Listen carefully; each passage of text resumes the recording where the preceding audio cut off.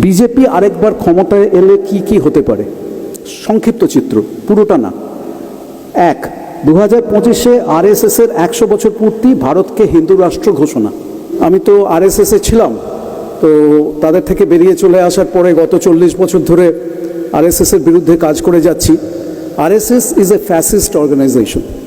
they were founded in 1925, 1925 সাল থেকে আজকে 2024 সাল পর্যন্ত তারা আস্তে আস্তে ভারতবর্ষে জাল বিছিয়েছে এবং তাদের লক্ষ্য হচ্ছে ঠিক হিটলার যেমন 1930-এর দশকে জার্মানিতে ভায়োলেন্সের সাহায্যে এবং ইহুদিদেরকে এনিমি, শত্রু চিহ্নিত করার মাধ্যমে এবং গণতন্ত্রকে কাজে লাগিয়ে যেমন তারা ক্ষমতায় এসে গণতন্ত্র চিরকালের মতন ধ্বংস করে দিয়েছিল, RSS has this purpose, this sole purpose, to take advantage of democracy in India